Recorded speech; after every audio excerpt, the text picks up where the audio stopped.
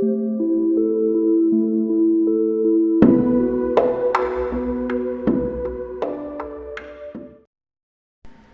à tous, je vous retrouve aujourd'hui pour une nouvelle vidéo parce que ce soir c'est la pleine lune.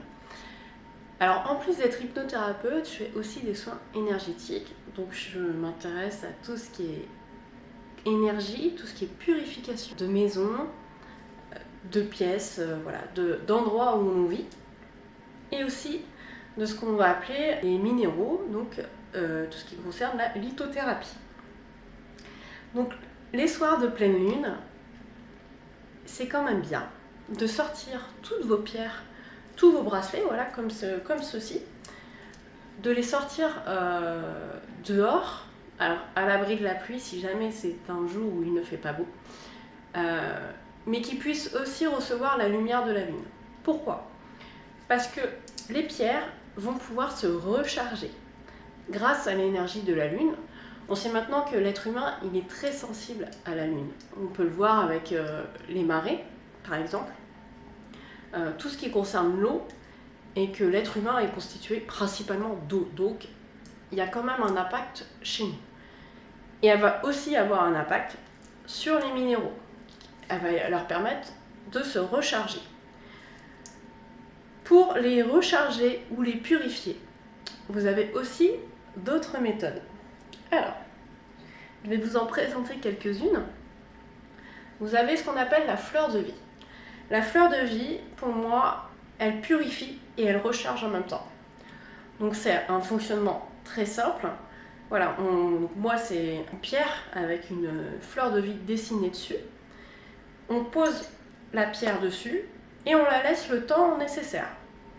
Alors là, moi je la laisse souvent, je la laisse quelques heures quand même, pour qu'elle puisse se purifier et se recharger.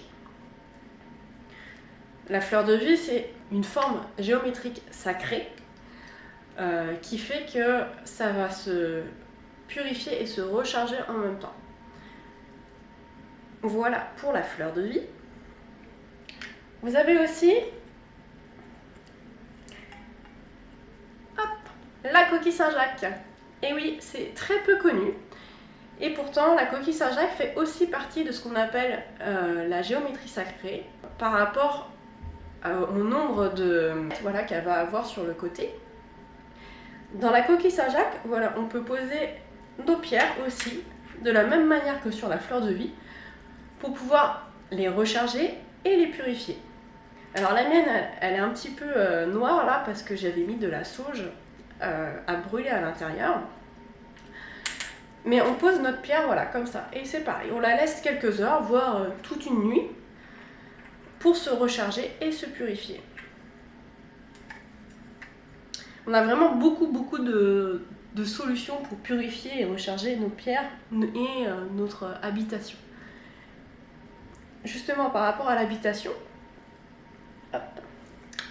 moi je purifie mon habitation, mon lieu de travail, avec de la sauge blanche. Donc c'est ce bâtonnet là qu'on fait brûler, hein, donc ça va faire de la fumée, ça sent très fort. Et moi je purifie comme ça dans toute la pièce, en ayant des pensées positives, en demandant à enlever toutes les énergies négatives de la pièce.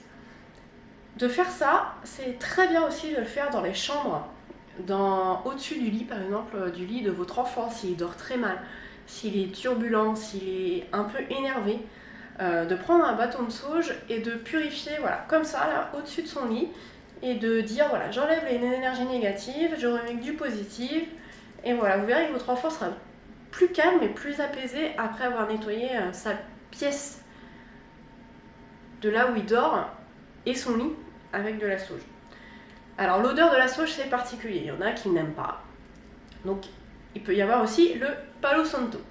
Donc le Palo Santo c'est un bout de bois, mais un bout de bois sacré. Il a une odeur très particulière et c'est le même fonctionnement que la sauge en fait. On va le faire brûler et avec la fumée, on diffuse partout dans la pièce que l'on veut purifier ou dans la chambre au-dessus du lit. Ou bien encore sur votre lieu de travail si vous pouvez purifier vous-même votre pièce, notamment le cabinet. Ne faites pas ça dans une salle de réunion par exemple. Parce que les autres, quand ils vont arriver, ils vont sentir cette odeur, ça va peut-être leur faire bizarre, ou se retrouver carrément enfumés. Donc faites ça vraiment dans des endroits où vous pouvez le faire, et je vous encourage fortement à le faire. Et dernière petite chose que je peux vous montrer, hop, c'est ce qu'on appelle le bol tibétain. Le bol tibétain, je vais vous le faire sonner un petit peu. Voilà. Avec ces vibrations,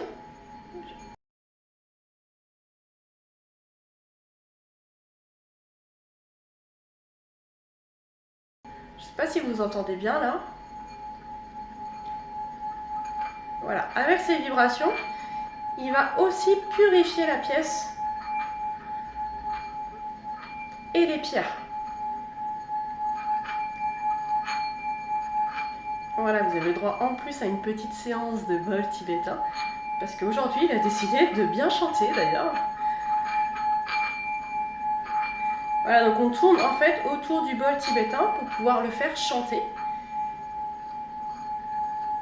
et qui dégage ces vibrations qui sont très positives et qui vont purifier aussi la pièce. Voilà, donc là ça s'est arrêté parce que j'ai fait bouger le bol tibétain, mais on continue de le faire jusqu'à temps qu'on juge, nous, que ce n'est plus nécessaire. Voire même peut-être lui qui va arrêter de chanter tout seul. Voilà pour ce qui était de la purification et du rechargement des pierres et d'une pièce. Vous pouvez aussi mettre du gros sel dans chaque coin de pièce pour vous protéger des énergies négatives. Voilà, c'est ce que j'ai moi en tête pour l'instant. Il y a d'autres solutions de protéger aussi un habitat. Je vous ferai une autre vidéo sûrement un peu plus tard en vous conseillant quelques pierres à poser dans votre habitat pour vous protéger par exemple des ondes électromagnétiques, notamment donc box, des micro-ondes, toutes ces ondes un peu jugées néfastes pour le corps humain. Et aussi vous protéger voilà, des ondes négatives qu'une personne, par exemple, va emmener avec elle si vous la recevez chez vous. Donc vraiment pour protéger votre habitat et garder une énergie positive, une belle énergie où on se sent bien dans votre maison. Voilà, et bien j'espère vous avoir aidé. N'oubliez pas de sortir vos pierres ce soir et vos bracelets et vos bijoux parce que c'est la pleine lune, pour qu'ils puissent se recharger avec cette belle lumière de la lune. Voilà, et je vous souhaite une belle soirée et je vous dis à bientôt.